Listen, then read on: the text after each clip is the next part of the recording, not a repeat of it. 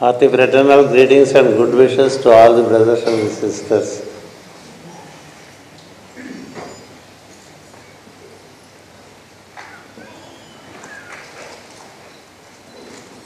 As said earlier, I am humbled by your presence,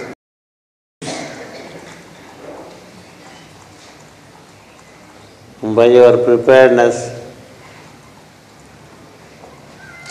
and by your responsiveness.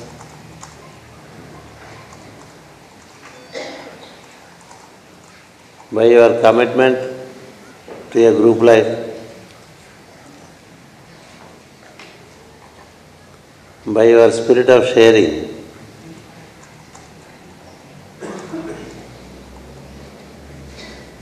and spirit of collective functioning and living.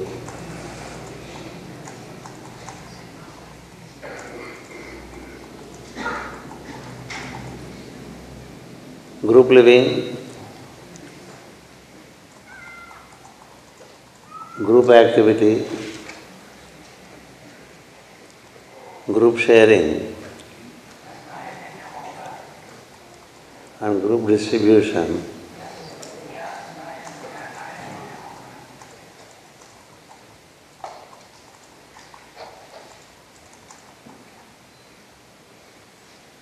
bestows one gift.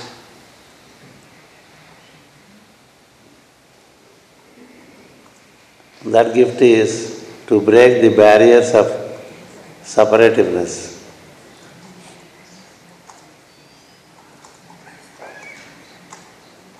Separativity is what mind builds.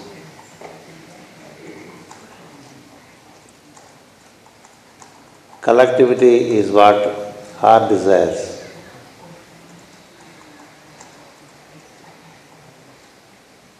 In collectivity, there is joy, there is bliss, and there is the beauty of life.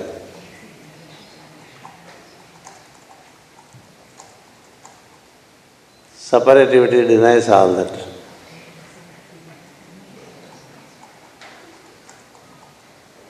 Mind tends to separate from the surroundings. Heart tends to relate to the surroundings.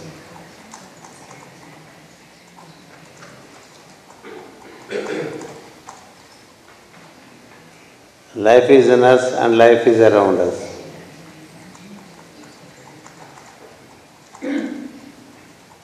Life has a natural flow. It enables to connect.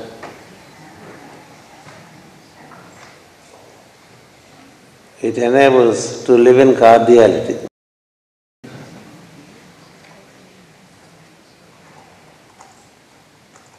Mind gives analysis and enables comprehension and understanding. But it has its other side, to be separative, to be egoistic, to be proud. It builds walls around yourself.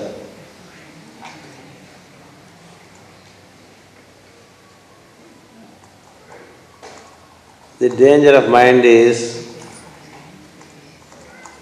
that it raises walls around, separates oneself from the universal self,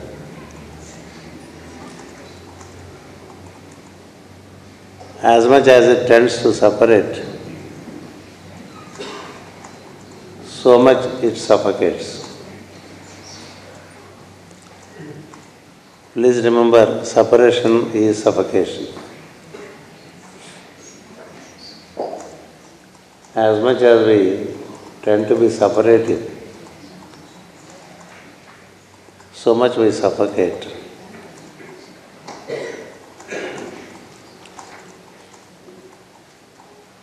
Mind has its own material to build cobwebs of consciousness. The one universal consciousness, which is ever flowing,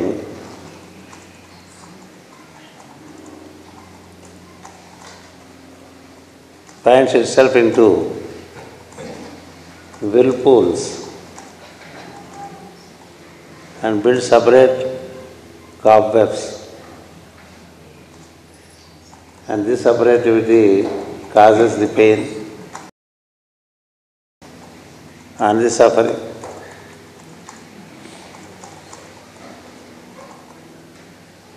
Matter has in its characteristic, its main characteristic is to separate the spirit. Mind is matter. As much as man tends to be separative, man also tends to be materialistic. All his thoughts are colored by materialism, commercialism, and in every action it only looks for profit. It looks to gain.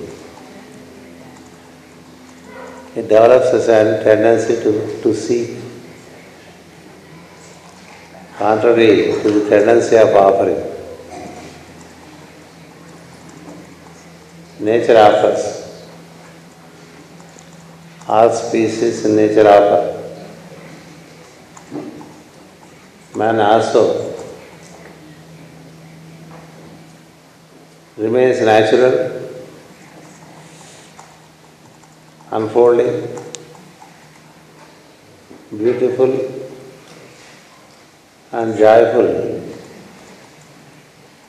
when he turns his coursing from seeking to offering. Offering to the surrounding life enables unfoldments from within. Seeking from the surroundings causes constrictions and conditions. Man's pursuit of seeking, he has become so ambitious and so avaricious that he wants to seek God. He wants to seek God and possess Him.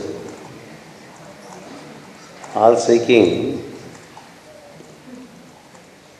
has the instinct behind to seek, to possess, to hold, and to hold it tight.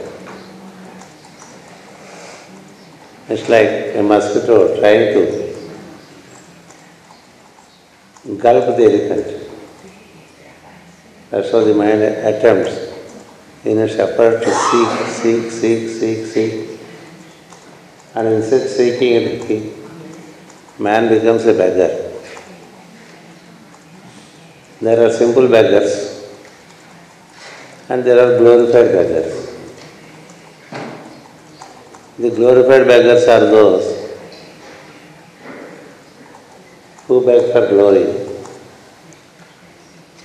who beg for power, who beg for money, who beg for authority, and thereby develop the beastly instinct to control and to rule others. In that process, man only found a lot of suffering, conflict, wars, and he doesn't hesitate to destroy the surroundings and to destroy the fellow beings. That's the course of the mind. The course of the heart is the contrary. It unfolds, it offers, it includes, it does not allow any fences to be built around. It flows freely to the surroundings, quenches the thirst, heals the sick, transmits knowledge, and generally stands to help the surroundings. That's where the whole scheme is to live from the heart, not from the mind.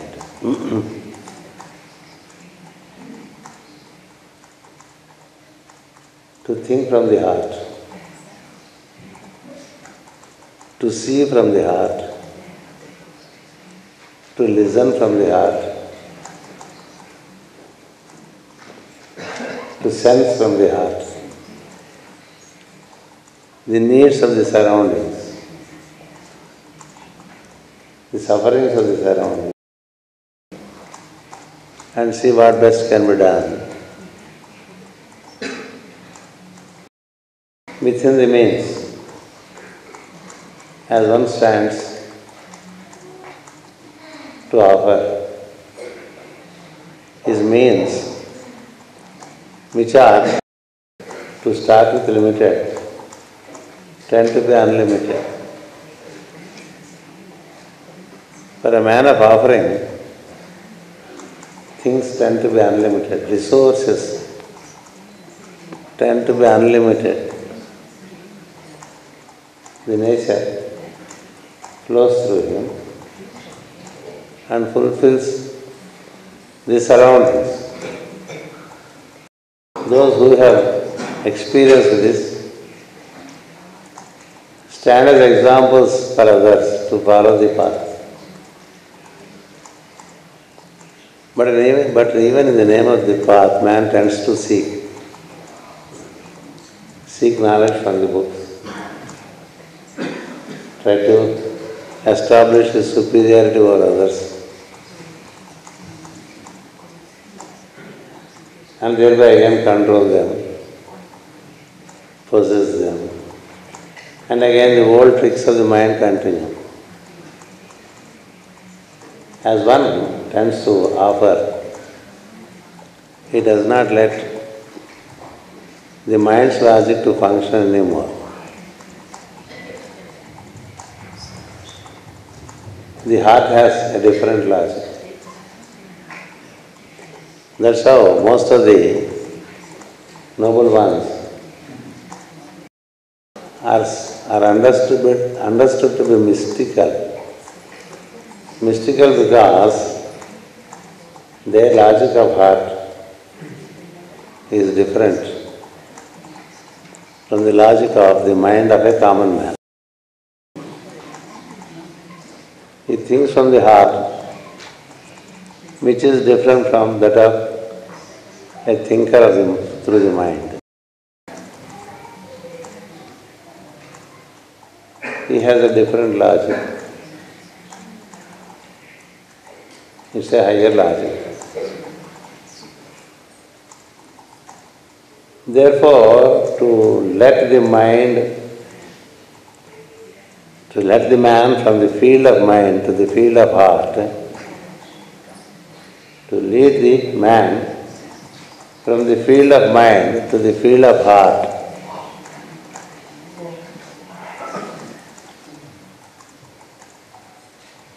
groups are conceived as the key.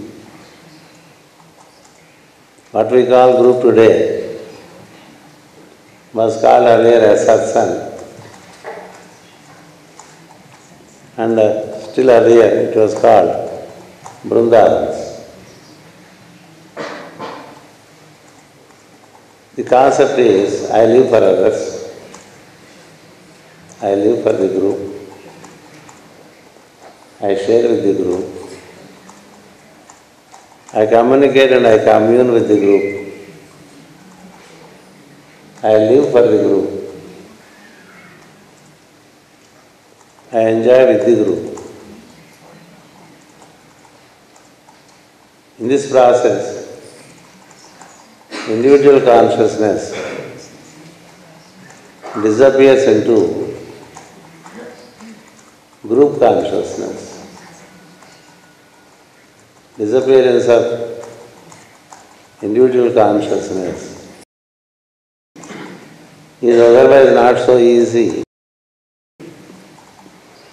Man builds upon his ego, feeds it on a day-to-day basis and tries to feel, I am big, I should be bigger tomorrow and if possible, be the biggest.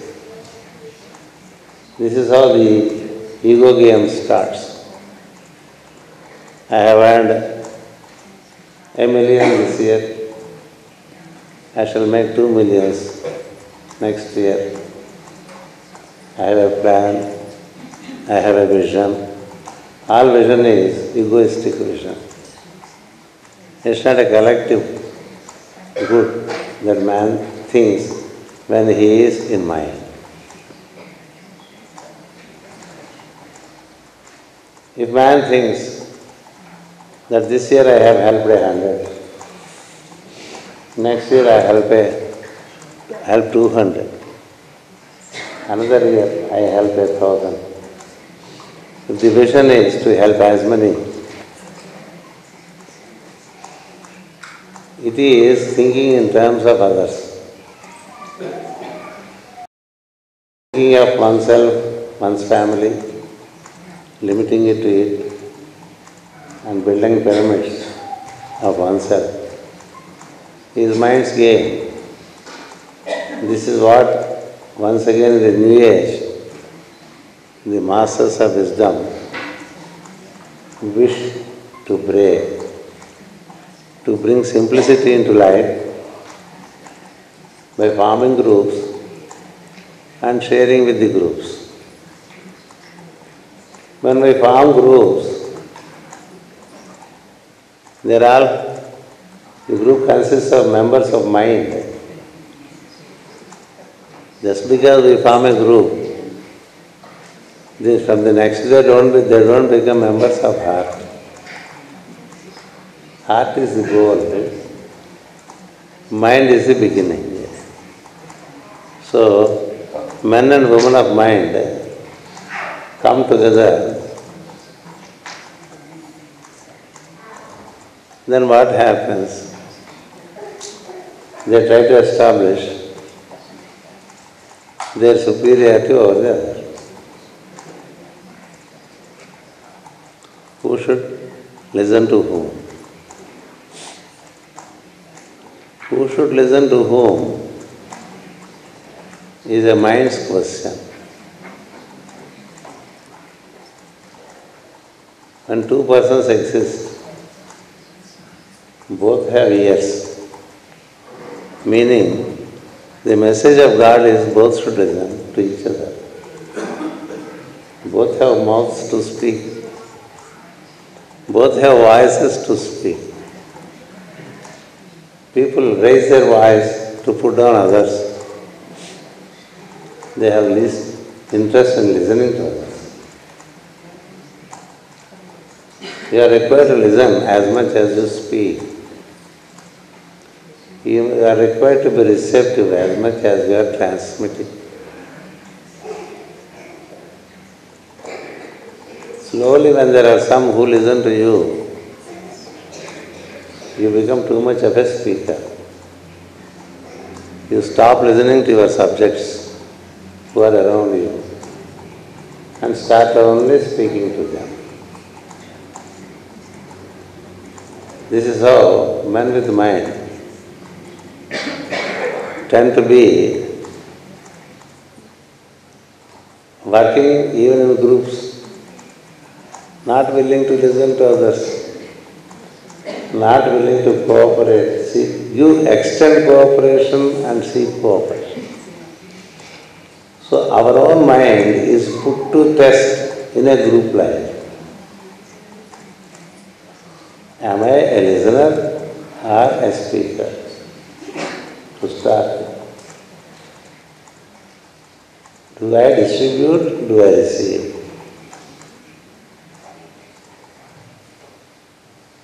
Do I share or do I not share? Can I freely mix with all in terms of energy and can smile instantly? Can I not? These are all the self-examination questions that one has to answer himself to travel from one's own mind into one's own heart. Yeah, the heart is a spacious chamber. It can accommodate the entire universe. Mind is a very narrow chamber. It only accommodates itself. That's all.